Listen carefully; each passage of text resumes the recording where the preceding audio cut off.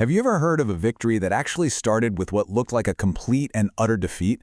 Well, today we're going to dive into one of the most incredible strategic pivots in all of history. It's a moment where a community, right on the brink of being wiped out, chose a path that looked like surrender, but ended up being its greatest triumph. The whole story really kicks off with this one single massive number, 10,000. Now, this wasn't just any army. It was a huge coalition of different tribes, all brought together with one single devastating goal in mind. And what was that goal?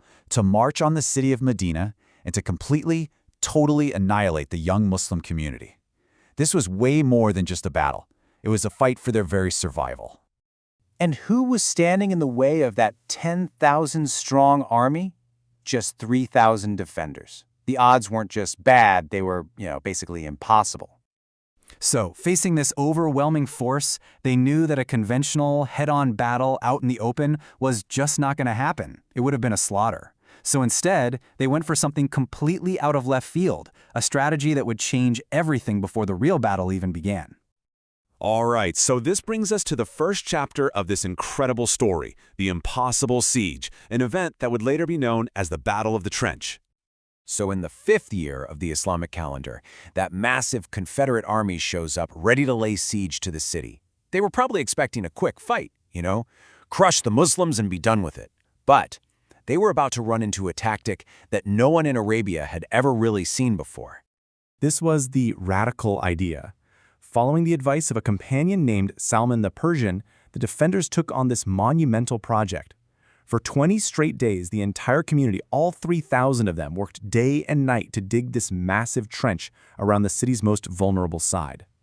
So when the attacking army finally arrived, their greatest strength, their cavalry, was totally useless. They were just stuck and completely baffled. But the siege just dragged on for nearly a month. Imagine it. Food is running out, the weather gets terrible, and the psychological pressure is just immense.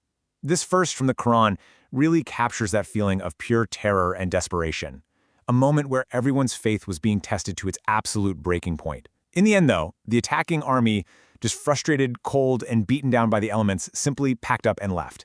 It was a victory for sure, but a defensive one. The root of the conflict was still there. And this is where the story takes a really sharp and unexpected turn. The very next year, instead of gearing up for another war, Prophet Muhammad leads his followers toward Mecca for a peaceful pilgrimage. And what comes out of it isn't another battle, but a peace treaty that was, let's just say, deeply controversial. Okay, just take a second to really look at these terms, because on the surface they seem incredibly one-sided. First, the Muslims have to turn back right now without even visiting the Holy Kaaba. They can come back next year, sure, but only for 3 days. And then look at these clauses about fugitives. If someone from Mecca escapes to the Muslims, they have to be sent back.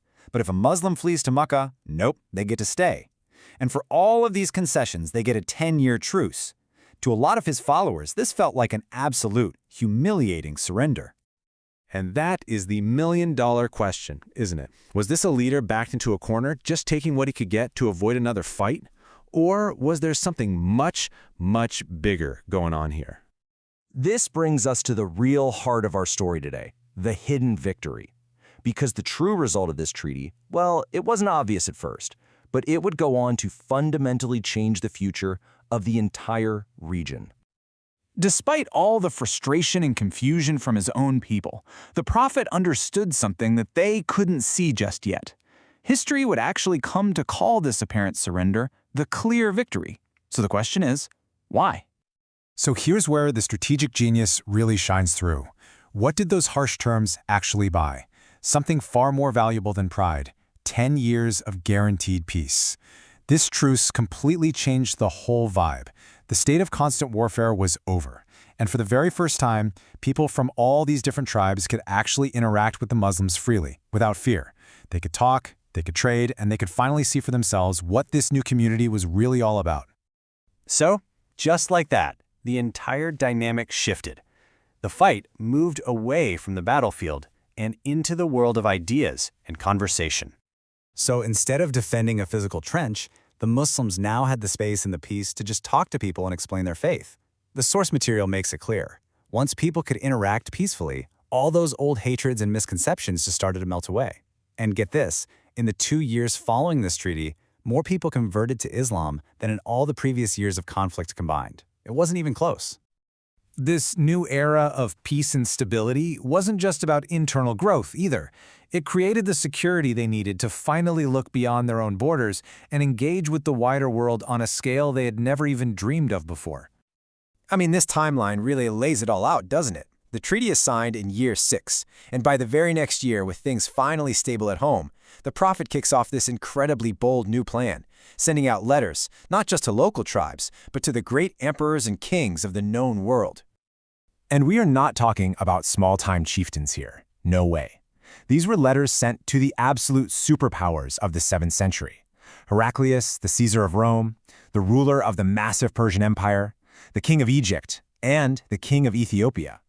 This was a move of incredible confidence, and it was only possible because of the strategic peace they had secured. And so that brings us right back to our original question. How do you win by losing? The story of the trench in this treaty shows us that sometimes a true victory isn't about crushing your opponent in a head-on fight. Sometimes it's about changing the rules of the game entirely. It's about having the wisdom to see that a short-term sacrifice can open the door to a long-term strategic win that changes absolutely everything.